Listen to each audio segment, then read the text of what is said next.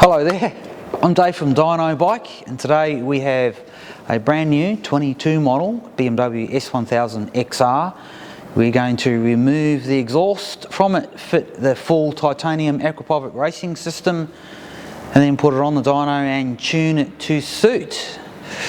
And then have a look at what it looks like, or what the power curve is like after we have tuned it, and hopefully it's better than what it is now. But we'll also I'll run through a couple of things with the exhaust system, because it is a bit of a job to remove. There's not one, not two, but 3 oxygen sensors, and of course there's also the exhaust servo that is running as well. So we'll show you a few things as you go along with that, so stick around. Okay, so the exhaust is officially off. As you can see, there's, just zoom in on that a little bit more for you. So we've got 2 O2 sensors. These are the wideband ones. They're at the front of the catalytic converter. And then I think I said before there was 3 in total. There's actually 4. So you've got those 2 there, and then where these 2 holes are, there's a narrowband sensor that goes in there, and there's also a narrowband sensor that goes in there. And as you know, there's the catalytic converters here. They go in after the catalytic converter. So yeah, it's pretty busy these days with the Euro 5 stuff. And then of course we've also got the exhaust valve, which goes on here, and we have some cables attached to that also. So we've got to switch all that stuff off as well as we go along. Right, so now I've just pulled out the Akrapovic and laid it beside the stock one. As you can see, there's quite a difference there. No more catalytic converter for a start, and no more big chunky ugly box. So we have still got the 4 bungs here in the Akra system, so we will be mounting all of these O2 sensors back in here, because on the Euro 5 model we need to see them, or we don't, but sorry, the ECU needs to see that the O2 sensors are in there and working, and probably for the police they might like to see that you've still got the O2 sensors in there and you are at least Euro compliant in that regard. So we're going to put them in there. The wideband ones are going to go into here, and the narrowband ones will go into there, and then when we tune it, we can calibrate these wideband ones and adjust them so we get the fueling mixtures that we want. And then it's happy days from there. And then of course we have a muffler that's going to go on there. There's no exhaust valve. We have a delete for that within the software, so we can get rid of that. So there's no codes, and away we go. It's happy days. Okay, so the Akra exhaust is now fitted up beautifully, I might add. Before I go too much further, I just want to talk about the exhaust for a second. I know you guys are super keen to see what sort of power figures we can get, but just quickly, if you'll bear with me, this system is beautifully made. You can see the attention to detail is just second to none. A lovely carbon bracket there that holds everything in place. You come down here, is a beautiful carbon heat shield cover there, so your heel doesn't rest or touch on the exhaust and melt or get too hot. And the welding on the pipework is just beautiful. You know, and here's our O2 sensors that I spoke of earlier. As I said, we're still running the OEM sensors. The one on the right there is the wideband, and the one on the left is the narrow band. And they're sitting there where you would normally have had a catalytic converter. That's no longer in the system.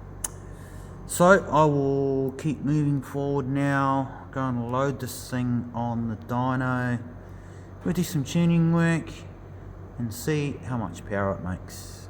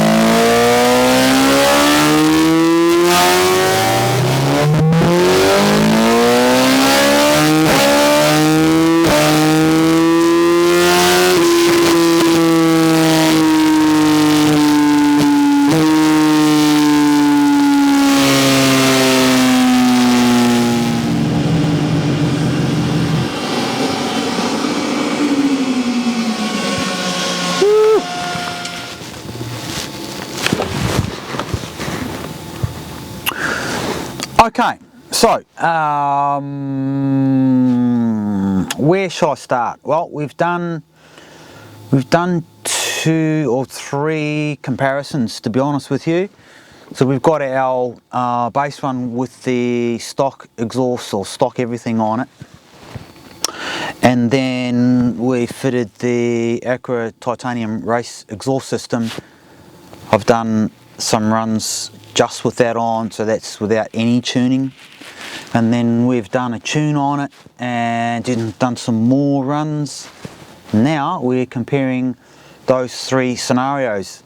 So the stock system, I mean, we're just talking peak horsepower here.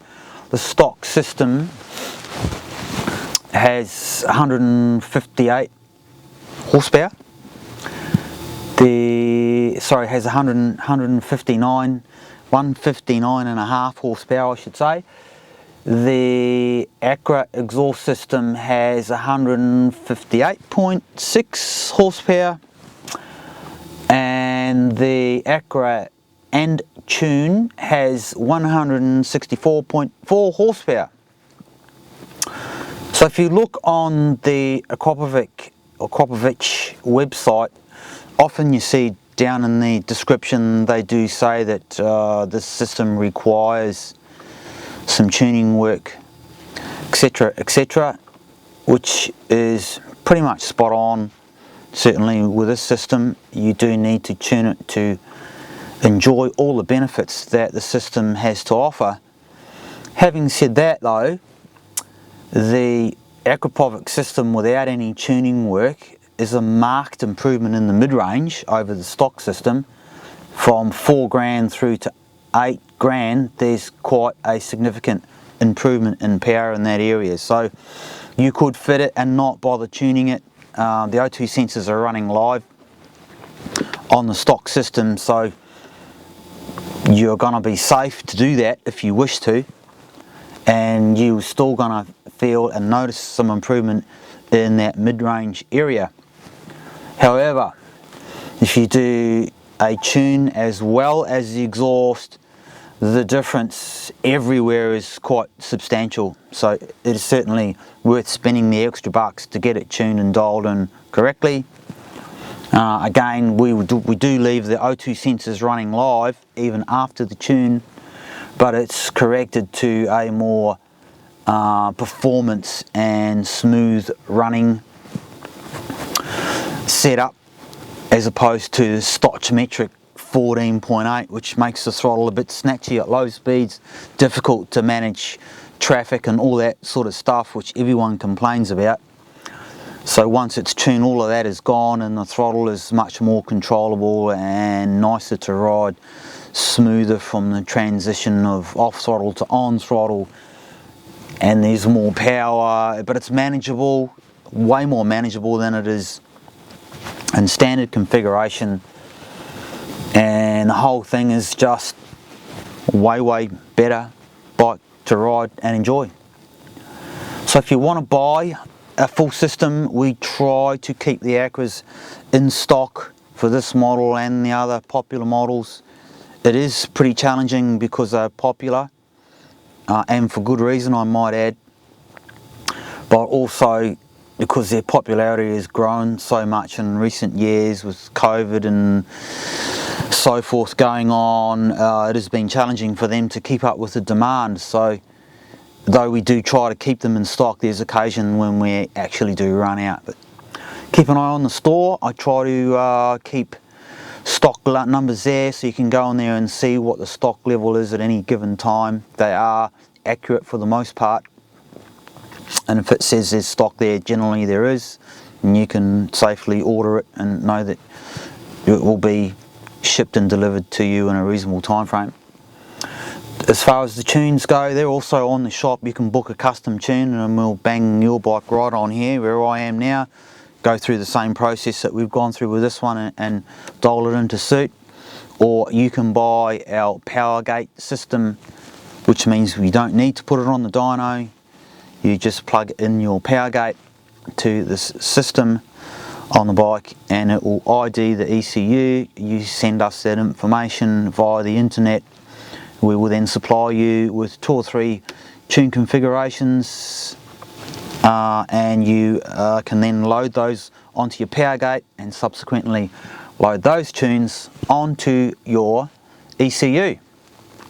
With that system you also get the stock file, so if at any point in time you feel a need to go back to the stock configuration, you've got it in the little handheld power gate module and you can plug it in and load it on to your ECU, and it's happy days, away you go. So that's it for me. Onwards and upwards, on to the next one. Thanks for watching. I'm Dave from Dyno Bike.